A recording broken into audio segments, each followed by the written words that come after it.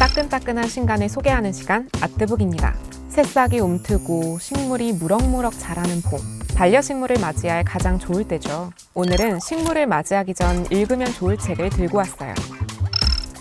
꽃을 보면 마음이 들뜨는 이유. 식물이 우리 정신건강에 도움을 주는 이유는 무엇일까요? 정원의 쓸모는 식물이 사람과 사회에 끼치는 영향을 분석한 책입니다. 정신과 의사인 저자는 1차 세계대전에 참전한 할아버지가 원예로 트라우마를 회복하는 걸 보고 식물이 어떻게 사람을 바꾸는지 연구했어요. 어떤 사례들을 소개하고 있을까요? 미국 뉴욕의 라이커스 섬은 섬 전체가 교도소인 세계 최대 규모의 교정시설이에요. 여기에서는 해마다 400명에게 식물을 키우는 법을 가르치는 그린하우스 프로그램을 진행합니다. 어린 시절에 제대로 돌봄을 받지 못하는 사람들은 약한 존재를 괴롭히기도 하는데, 괴롭히면 바로 반응이 오는 동물은 이들의 잔혹함을 더욱 키우기도 하죠. 반면 동물에 비해 반응이 천천히 오는 식물을 기르면 괴롭히는 행동이 점점 줄어드는 효과가 있어요. 또 우리가 살고 있는 세계는 모든 것에 가격이 붙어있는 사회예요. 자본주의 사회에서 빈곤하게 살아왔던 수감자들은 자연이 씨앗을 열매로 바꾸는 과정을 보면서 쾌감을 느꼈는데요. 실제로 라이커스 출소자의 65% 이상이 3년 안에 재수감되는 것에 비해 그린하우스 프로그램에 참여한 사람들의 재범률은 15%에 그쳤어요.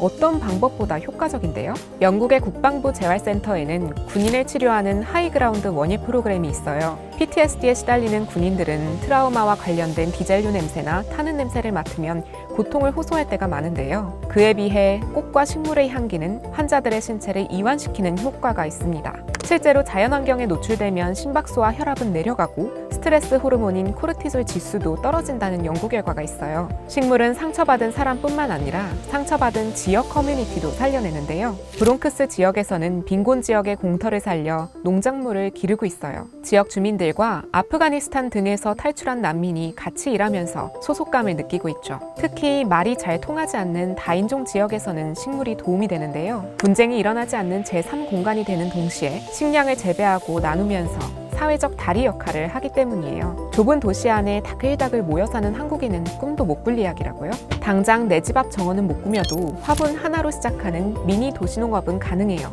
햇빛이 따뜻한 올해 봄, 나만의 작은 정원을 꾸며보는 건 어때요? 내 몸과 건강, 나아가 사회의 건강에 도움이 되니까요. 나한테 맞는 반려식물 찾는 법부터 실내 인테리어까지, 우리 집에 식물을 들여도 괜찮을까요? 부제부터 제목까지 제가 읽어야 할 책이네요. 식물, 특히 집안에서 기르는 식물을 찾으신다면 이 책을 먼저 읽어보세요. 저자는 식물을 키우는데 가장 필요한 기초적인 지식과 함께 인테리어에 도움이 될 식물 64종을 소개하는데요. 집에 매일 늦게 들어오는 사람도, 햇빛이 잘 들어오지 않는 집에 사는 사람도 식물을 키울 수 있어요. 물을 자주 줄 수 없는 사람들에게는 잎이 두꺼워 물을 많이 저장하는 산세베리아를, 집안 환경이 좋지 않은 사람들에게는 스킨답서스와 셰플레라를 추천해요. 햇빛이 들지 않아도 잘 자라는 내음성이 뛰어나거든요. 집에 들어온 식물을 죽이지 않고 잘 키우는 기초 방법엔 뭐가 있을까요? 식물마다 다르지만 기본은 흙을 만져봐서 부슬부슬한 느낌이 들면 물을 줘야 할 때예요. 화분 안의 수분을 완전히 새로 갈아준다는 느낌으로 충분히 물을 주세요. 물을 매일 조금씩 주면 화분 속 물이 오래돼서 냄새가 나거나 뿌리가 썩는 원인이 됩니다. 그리고 식물을 키우면서 잊기 쉬운 또 한 가지, 바로 통풍인데요. 식물의 활동 중 하나인 증산에는 공기의 흐름이 꼭 필요하기 때문이에요.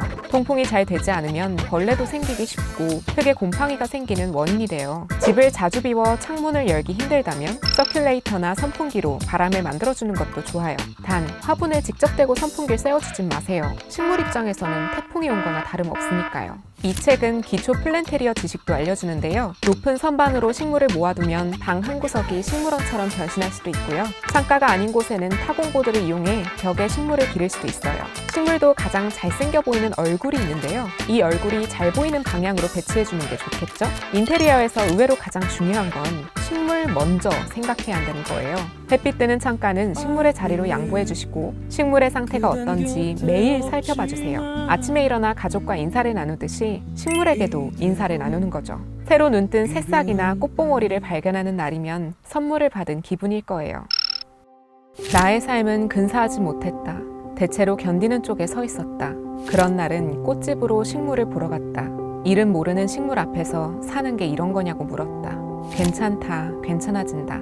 언제나 그렇게 말하는 연두는 그런 힘이 있다. 어떤 밤은 식물들에 기대어 울었다는 이승희 시인이 너그러운 식물과 함께 살면서 치유되는 과정을 담은 에세이예요. 시인에게 식물은 숨어있기 좋은 방이었어요. 세상으로부터 밀려났다는 생각에 외로울 때 식물은 연두빛 새싹을 틔우며 시인의 곁을 지켜주었죠. 시인은 자신이 식물을 보살핀다고 생각하지 않고 식물이 자신을 길들인다고도 생각하지 않아요. 그저 생각이나 행동을 함께하는 짝이나 동무라는 의미로 반려생활 중이라고 말하죠. 비가 오면 비를 맞는 식물을 바라보며 라디오를 듣고 가만히 앉아 담배를 태우는 생활. 시인의 섬세한 문장을 읽노라면 그 생활 속으로 빠져드는 기분이에요. 서로 간섭하지 않으면서 위안을 주는 식물과 인간의 관계를 보고 싶다면 이 책을 추천해요. 사람들이 식물에 관심이 생기면서 식물을 다룬 에세이도 많이 나왔는데요. 그 중에서도 이미랑의 아무튼 식물을 같이 읽어보시면 좋아요. 밴드 디어 클라우드에서 노래를 만들고 베이스를 치는 뮤지션 이미랑은 우울감에 빠져있던 때가 있었는데요. 식물을 하나씩 집에 들이면서 마음의 치유가 시작된 과정을 책에 담았어요. 잠 못 이루는 새벽에는 이파리를 가만히 어루만지고 겨울을 이겨내고 새순을 피워낸 식물을 보고 기뻐하죠. 트위터 계정 식물이랑을 보면 더 많은 식물 사진이 있으니 식물 사진으로 대신 힐링하고 싶으신 분들은 계정을 방문해보세요. 오늘 소개한 책은 어떠셨나요? 다음 주에도 식물처럼 파릇파릇한 책 소식을 들고 찾아올게요. 그럼 안녕!